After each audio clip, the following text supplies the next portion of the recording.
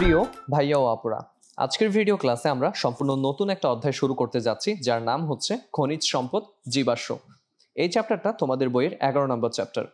আমি তোমাদের সাথে রয়েছে আশিক শাহ এবং এই চ্যাপ্টারটা প্রস্তুতিতে আমার সাথে অ্যানিমেটর হিসেবে ছিল তোমাদের প্রিয় আহনাফ ভাইয়া। তাহলে চলো প্রথমেই আমরা দেখে নিই যে এই চ্যাপ্টারটা পড়ে আমরা কি কি শিখব।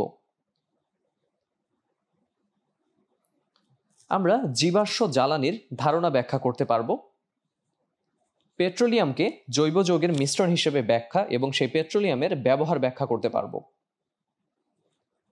বিভিন্ন ধরনের যে হাইড্রোকার্বনগুলো রয়েছে তাদের ধরন এবং শ্রেণী বিভাগ ব্যাখ্যা করতে পারবো। প্লাস্টিক দ্রব্য তৈরির রাসায়নিক বিক্রিয়া এবং এর ব্যবহার বর্ণনা করব আমরা এই চ্যাপ্টারটাতে, এবং পরিবেশের উপরে প্লাস্টিক দ্রব্য অপব্যবহারের যেই কুফল রয়েছে সেগুলো আমরা উল্লেখ করতে পারবো। হাইড্রোকার্বন থেকে যে বিভিন্ন ধরনের অ্যালকোহল, অ্যালডিহাইড কিংবা জৈব অ্যাসিড প্রস্তুত করা যায় তাদের প্রস্তুতির কৌশলগুলো আমরা এখানে ব্যাখ্যা করব। এখানে আমরা অ্যালকোহল এবং অ্যালডিহাইডের মাঝে একটা কমা দিয়ে দেব, কারণ দুই ধরনের যৌগ। আমরা এই চ্যাপ্টারে আরো শিখব যে পরীক্ষার মাধ্যমে কিভাবে আমরা জৈব যৌগ এবং অজৈব যৌগের মধ্যে পার্থক্য করতে পারবো, এবং সবশেষে আমরা জীবাশ্ম জ্বালানির সঠিক ব্যবহার সম্পর্কে সচেতনতা প্রদর্শন করতে পারবো। তাহলে চলো আমরা চ্যাপ্টারের মূল পড়াশোনায় প্রবেশ করি। তোমাদের বইয়ের তথ্য মতে এই পৃথিবীর বয়স প্রায় 4.54 বিলিয়ন বছর। তার মানে বুঝতেই পারছো যে আজকের পৃথিবী কিন্তু শুরু থেকেই এমন ছিল না। অর্থাৎ এখন আমরা পৃথিবীকে যেরকম দেখতে পাচ্ছি, পৃথিবী কিন্তু অনেক অনেক বছর আগে এরকম ছিল না। অর্থাৎ পৃথিবীর রূপটা পুরোপুরি ভিন্ন ছিল। অর্থাৎ পৃথিবী সৃষ্টির যে আদিকালটা থেকে সেই সময় থেকে কিন্তু পৃথিবী এরকম জাক জমকালো কিংবা এত সুসজ্জিত ছিল না। ঠিক আমরা যদি আজ থেকে প্রায় 500 বা 600 মিলিয়ন বছর আগের কথা চিন্তা করি, তাহলে সেই সময়টাতে কি অবস্থা ছিল পৃথিবীর? আজ থেকে প্রায় 500 বা 600 মিলিয়ন বছর আগে এই পৃথিবী ছিল ঘন বন জঙ্গল এবং নিচু জলাভূমি আর সাগর মহাসাগরে পূর্ণ। এবং তাহলে পরবর্তীতে ধীরে ধীরে কিভাবে পৃথিবীর এই অবস্থাটা হলো, এর পিছনে কারণটাই বা কি? বিভিন্ন প্রাকৃতিক বিপর্যয়ে ধ্বংসপ্রাপ্ত যে সকল মৃত প্রাণী, উদ্ভিদ কিংবা শৈবাল ছত্রাক তারা নিচু এলাকাগুলোতে জমা হয়েছিল এবং তার উপরে পড়তো পলির আস্তরণ। এভাবেই কিন্তু বছরের পর বছর ধরে এই যে উদ্ভিদ বা গাছপালা এবং প্রাণীর যে দেহের ধ্বংসাবশেষ বা দেহাবশেষ যেটাকে আমরা বলি, তার উপরে কি হাজার হাজার ফুট মাটি কিংবা বিভিন্ন ধরনের শিলার আস্তরণ থেকে যায়। এবং এখানে আমরা একটা অ্যানিমেশন দেখতে পাচ্ছি। এই অ্যানিমেশনটা একটু শুরু থেকে আমরা লক্ষ্য করব, যেখানে বলা হচ্ছে যে এভাবে মিলিয়ন মিলিয়ন বছর ধরে এ সকল উদ্ভিদ এবং প্রাণীর দেহাবশেষের উপরে হাজার ফুট মাটি, বিভিন্ন ধরনের শিলার আস্তরণ হয়ে গেছে এবং উচ্চ চাপ, উচ্চ তাপমাত্রা, মিলিয়ন মিলিয়ন বছর ধরে এদের যে সকল ভৌত এবং রাসায়নিক পরিবর্তন, এই যে খেয়াল করে দেখো এখানে আমরা দেখতে পাচ্ছি কি ধীরে ধীরে পলির আস্তরণ পড়ছে এবং আমরা এখানে জীবাশ্ম জ্বালানি পাচ্ছি। এবং এই জীবাশ্ম জ্বালানিগুলো কিভাবে পরবর্তীতে সৃষ্টি হলো, এখানে আমরা বুঝতেই পারছি যে এই যে জৈব যৌগ, তাপমাত্রা, চাপ, এদের কথা, এখান থেকে আমরা কয়লা, তেল, প্রাকৃতিক গ্যাস এসব পাই। কিন্তু কিভাবে? এই যে বড় বড় গাছপালাগুলো তারা কি উচ্চ চাপে এবং তাপমাত্রায় কয়লা সৃষ্টি করছে। আবার বিভিন্ন ধরনের জুও প্ল্যাঙ্কটন, ফাইটোপ্ল্যাঙ্কটন বা মৃত প্রাণীর দেহাবশেষ তারা কি পেট্রোলিয়াম বা তেলে পরিণত হচ্ছে, এবং এটাই যখন আবার পরবর্তীতে অনেক বেশি চাপ এবং তাপ পাচ্ছে তখন কি প্রাকৃতিক গ্যাসের সৃষ্টি ঘটাচ্ছে। তাহলে এই যে উচ্চ চাপ, উচ্চ তাপমাত্রা এবং মিলিয়ন মিলিয়ন বছর ধরে বিভিন্ন ভৌত আর রাসায়নিক পরিবর্তন ঘটে এই যে কয়লা, পেট্রোলিয়াম কিংবা প্রাকৃতিক গ্যাস সৃষ্টি হচ্ছে, এদেরকেই বলা হচ্ছে জীবাশ্ম জ্বালানি। এবং আমরা এখানে একটা বানান ঠিক করে নিই, সেটা হচ্ছে প্রাকৃতিক গ্যাস। কয়লার মূল উপাদানটা হচ্ছে কার্বন, আর পেট্রোলিয়ামের মূল উপাদানটা হচ্ছে কার্বন এবং হাইড্রোজেনের দ্বারা সৃষ্ট যৌগ, যেটা হচ্ছে হাইড্রোকার্বন। তোমরা সবসময় মনে রাখবে কার্বন এবং হাইড্রোজেনের সমন্বয়ে যে যৌগটা গঠিত হয় সেটাকে বলা হয় হাইড্রোকার্বন। আর হাইড্রোকার্বন এবং তার জাতকগুলোই হচ্ছে জৈব যৌগ। অর্থাৎ তোমাদের এই 11 নম্বর চ্যাপ্টারকে, খনিজ সম্পদ জীবাশ্ম, এই চ্যাপ্টারটাকে আমরা আনঅফিসিয়ালি মাঝে মাঝে জৈব যৌগ বলে থাকি।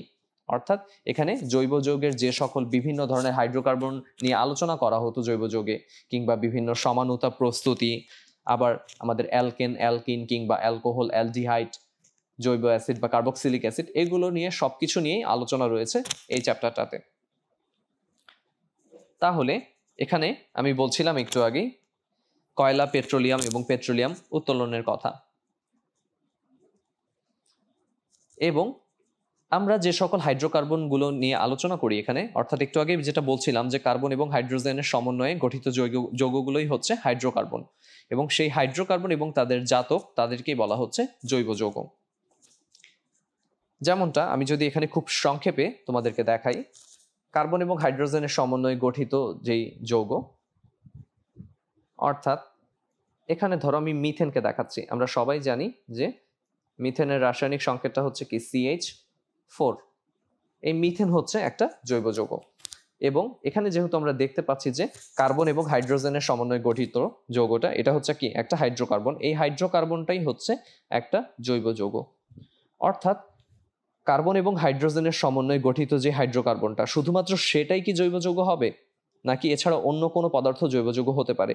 যেমন এখানে আমরা এটাকে দেখতে পাচ্ছি কি, এটা হচ্ছে হাইড্রোকার্বন, কার্বন এবং হাইড্রোজেনের সমন্বয়ে গঠিত যৌগ।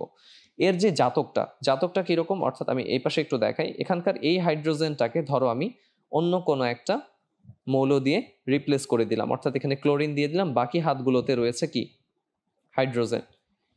এটা ছিল আমাদের হাইড্রোকার্বন, আর এটা হচ্ছে সেই হাইড্রোকার্বনেরই একটা জাতক। তাহলে এই হাইড্রোকার্বন যেমন জৈব যৌগ, তার যে জাতকটা অর্থাৎ হাইড্রোকার্বনের যে জাতক, সেটাও হবে জৈব যৌগ। তো এই জৈব যৌগ নিয়ে আমরা পরবর্তী ক্লাসগুলোতে বিস্তারিত আলোচনা করব। আর একটু আগে যেটা বলছিলাম যে aldehyde, alcohol, ketone, carboxylic acid সহ যেই সকল যৌগগুলো রয়েছে বা জৈব যৌগ আছে, তারা মূলত কিন্তু এই হাইড্রোকার্বন থেকেই সৃষ্টি হয়। এবার আমরা আমাদের জীবাশ্ম জ্বালানি নিয়ে মূল আলোচনায় প্রবেশ করছি, এবং এখান থেকে আমরা ধীরে ধীরে প্রাকৃতিক গ্যাস, কয়লা বা পেট্রোলিয়ামের বিভিন্ন উপাদান পৃথকীকরণ, এগুলো নিয়ে বিস্তারিত আলোচনা করব। প্রথমেই আমরা জীবাশ্মের সংজ্ঞাটা একটু দেখে নিই। বহু প্রাচীনকালের উদ্ভিদ মানে গাছপালা এবং প্রাণীর মৃতদেহের যে ধ্বংসাবশেষ মাটির নিচে পাওয়া যায় তাকে জীবাশ্ম বলে।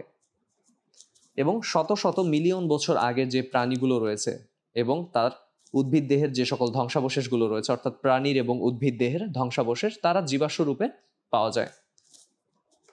এবং কয়লা, প্রাকৃতিক গ্যাস এবং পেট্রোলিয়াম যেগুলো আমরা জ্বালানি হিসেবে ব্যবহার করে থাকি, সেগুলো কিন্তু জীবাশ্ম রূপে মাটির নিচ থেকে আমরা পাই। তার মানে কয়লা, প্রাকৃতিক গ্যাস এবং পেট্রোলিয়ামকে বলা হবে কি জীবাশ্ম জ্বালানি। কারণ কি, এই কয়লা, পেট্রোলিয়াম এবং প্রাকৃতিক গ্যাসকে আমরা জ্বালানি হিসেবেও ব্যবহার করি, এবং যেহেতু এগুলো জীবাশ্ম হিসেবে মাটির নিচে থাকছে বা মাটির নিচ থেকে আমরা তাদেরকে পাচ্ছি, সেহেতু এদেরকে আমরা একসাথে বলতে পারি জীবাশ্ম জ্বালানি।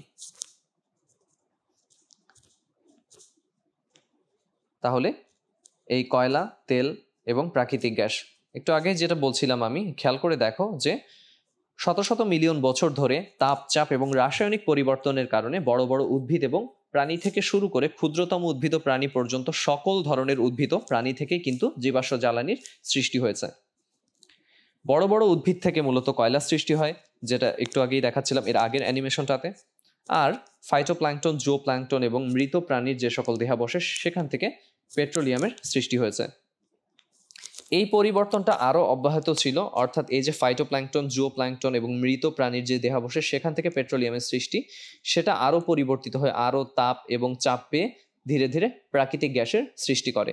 আবার কোথাও কোথাও তোমরা দেখবে যে পেট্রোলিয়াম এবং প্রাকৃতিক গ্যাসটা একই সাথে রয়েছে। যেমন বাংলাদেশের হরিপুর গ্যাস ক্ষেত্রের কথা যদি বলি, সেখানে কিন্তু প্রাকৃতিক গ্যাসের সাথে পেট্রোলিয়ামও পাওয়া গেছে।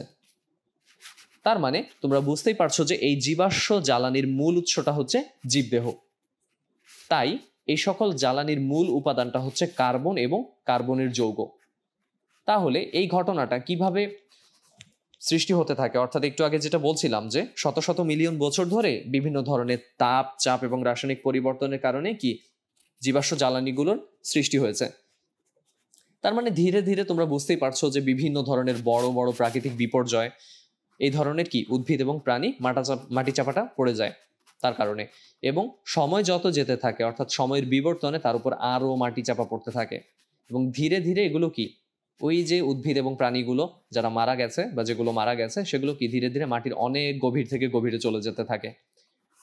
ফলে কি হয়, এর উপরে চাপের পরিমাণ বাড়তে থাকে, তাপমাত্রার পরিমাণটাও বাড়তে থাকে এবং বায়ুর অনুপস্থিতিতে, যেহেতু মাটির অনেক নিচে তারা চাপা পড়ে যাচ্ছে, বায়ুর অনুপস্থিতিতে এগুলোর ক্ষয় সংগঠিত হয়, এগুলোর রাসায়নিক পরিবর্তন সংগঠিত হতে থাকে, যেগুলো কি ধীরে ধীরে আমাদের ফলস্বরূপ এই জীবাশ্ম জ্বালানির আমরা কি উৎস পেয়ে থাকি। এবং এই জীবাশ্ম জ্বালানির মধ্যেই উল্লেখযোগ্য হচ্ছে কয়লা, প্রাকৃতিক গ্যাস এবং পেট্রোলিয়াম, যার কথা কি আজকের ক্লাসের শুরু থেকে আমরা বলছি। তো এবার আমরা জীবাশ্ম জ্বালানির প্রথম যে উপাদানটা বা সবচেয়ে গুরুত্বপূর্ণ যে উপাদানটা সেটা হচ্ছে প্রাকৃতিক গ্যাস। এই প্রাকৃতিক গ্যাস নিয়ে আলোচনা করব এবং তার উপাদানগুলো দেখব আমরা। তো এখানে একটা টেবিল আকারে ভাইয়া দিয়েছি যে দেখো যে এখানে আমাদের প্রাকৃতিক গ্যাসের উপাদানগুলো মূলত কি কি। প্রাকৃতিক গ্যাসের প্রধান উপাদান হিসেবে রয়েছে মিথেন, যার পার্সেন্টেজটা কি সবচেয়ে বেশি, অর্থাৎ প্রায় 80% মিথেন থাকে প্রাকৃতিক গ্যাসে। এখানে ইথেনের পরিমাণটা হচ্ছে 7%, প্রোপেন 6%, বিউটেন এবং আইসোবিউটেন রয়েছে 4%, আর পেন্টেন রয়েছে এখানে কত 3%। কিন্তু বাংলাদেশে এই পর্যন্ত যে প্রাকৃতিক গ্যাসটা পাওয়া গেছে তাতে কিন্তু মিথেনের পরিমাণটা অনেক বেশি, প্রায় 99.99% মিথেন থাকে। এখন এই ইথেন, মিথেন, প্রোপেন এরা কারা, এদেরকে নিয়ে আমরা মূলত এই চ্যাপ্টারটাতে বিস্তারিত আলোচনা করব। তোমাদেরকে এর আগেই বলে এসেছি যে এই চ্যাপ্টারটাতে আমরা মূলত কি যেই জৈব যৌগ তাদেরকে নিয়েই মূলত আলোচনা করব। একটা সময়ে, অর্থাৎ আমি যদি একটু ইতিহাস ঘাটাঘাটি করি, সেখানে তোমরা খেয়াল করবে যে প্রায় 1828 সালের পূর্বে এই সময়টাতে আমরা জৈব যৌগগুলোকে পরীক্ষাগারে তৈরি করতে পারতাম না। তো তখন সবার মনে একটা ধারণা ছিল এরকম যে জৈব যৌগগুলো মনে হয় কোনো একটা রহস্যময় শক্তির প্রভাবে শুধুমাত্র প্রাণী দেহে বা উদ্ভিদ দেহে সৃষ্টি হচ্ছে। তো এই রহস্যময় শক্তিটাকে সেই সময় বলা হতো প্রাণ শক্তি বা ভাইটাল ফোর্স। পরবর্তীতে দেখা গেল যে বিজ্ঞানী ফ্রিডরিক ভোলার তিনি একটা অজৈব যৌগকে, অর্থাৎ যেই যৌগগুলো নিয়ে আমরা ইতিমধ্যে চ্যাপ্টার 1 থেকে 10 পর্যন্ত আলোচনা করে এসেছি, সেই অজৈব যৌগ অ্যামোনিয়াম সায়ানেট, তার সংকেতটা একটু খেয়াল করো তোমরা, NH4CnO। এই অ্যামোনিয়াম সায়ানেট এটা হচ্ছে কি অজৈব যৌগ, তাকে তিনি তাপ দেন, উত্তপ্ত করেন, উত্তপ্ত করে তিনি জৈব যৌগ প্রস্তুত করেন যেটা হচ্ছে ইউরিয়া। ইউরিয়ার সংকেতটাও আমি একটু লিখি সংক্ষেপে। তাহলে এই অজৈব যৌগটা থেকে আমি একটা জৈব যৌগ সৃষ্টি করলাম যেটা হচ্ছে কি অ্যামোনিয়াম সায়ানেট থেকে আমি জৈব যৌগ ইউরিয়াকে প্রস্তুত করলাম, তাই তো? তার মানে এটা থেকে কি প্রমাণিত হলো, অর্থাৎ পূর্বে যেটা মনে করা হতো যে জৈব যৌগগুলো কি রহস্যময় শক্তির প্রভাবে প্রাণী দেহে উদ্ভিদ দেহেই সৃষ্টি হচ্ছে, এবং যেটাকে আমরা বলছিলাম কি রহস্যময় শক্তিটাকে প্রাণ শক্তি বা ভাইটাল ফোর্স, এবং সুইডিশ বিজ্ঞানী বার্জেলিয়াস কিন্তু সেই মতবাদটার প্রতিষ্ঠাতা ছিলেন। কিন্তু পরবর্তীতে বিজ্ঞানী ফ্রেডরিক ভোলার দেখালেন যে অজৈব যৌগ থেকেও আমি জৈব যৌগ ইউরিয়াকে প্রস্তুত করছি, তার মানে জৈব যৌগ উৎপাদনে প্রাণ শক্তির কোনো প্রভাব নেই। এবং পরবর্তীতে ফ্রান্সের বিখ্যাত রসায়নবিদ ল্যাভয়েসিয়ে, তোমরা ল্যাভয়েসিয়ের নাম শুনেছ, তিনি প্রমাণ করেন যে সকল জৈব যৌগে কার্বন থাকবেই, অবশ্যই সেখানে কার্বনের উপস্থিতি থাকবে, এছাড়াও অন্য মৌল থাকতে পারে। যেমন একটু আগে আমি দেখে এসেছি মিথেনে কার্বনের সাথে সাথে হাইড্রোজেন রয়েছে, আবার হাইড্রোজেনকে রিপ্লেস করে ক্লোরিনও সেখানে থাকতে পারে। তাহলে এই জৈব এবং অজৈব যৌগের মধ্যে কোনো মৌলিক পার্থক্য কিন্তু নেই।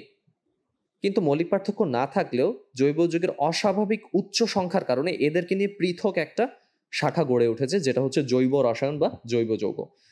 তাহলে আমরা অনেক কিছু আলোচনা করে ফেললাম। মূলত যেই কথাটা বলতে চাচ্ছি বা যেই আলোচনাটা করতে চাচ্ছি, এই যে এখানে আমরা যে মিথেন অর্থাৎ প্রাকৃতিক গ্যাস থেকে আমরা চলে গিয়েছিলাম জৈব রসায়ন বা জৈব যৌগের ইতিহাসে। তো এই যে জৈব যৌগ, এই যে methane, ethane, propane, butane, isobutane, pentane যাদেরকে তুমি দেখছো, এরা সবাই কিন্তু জৈব যৌগ। কিরকম? আমি যদি এখানে দেখাই যে মিথেন হচ্ছে কি CH4, তার মানে মিথেনের গাঠনিক সংকেতটা আমি যদি ভেঙে দেখাই, এখানে কার্বন আমরা জানি কার্বনের কি যোজনী তার 4টা হাত রয়েছে, যে 4টা হাত দিয়ে সে 4টা হাইড্রোজেন পরমাণুকে ধরছে, তাই তো? এটা গেল মিথেনের কথা। এবার যদি ইথেনে চলে আসি, ইথেন হচ্ছে ঠিক এর পরবর্তী এই সমগোত্রীয় শ্রেণীরই, অর্থাৎ অ্যালকেন সমগোত্রীয় শ্রেণীর, যেই অ্যালকেন নিয়ে আমরা বিস্তারিত আলোচনা করব এই চ্যাপ্টারটাতেই।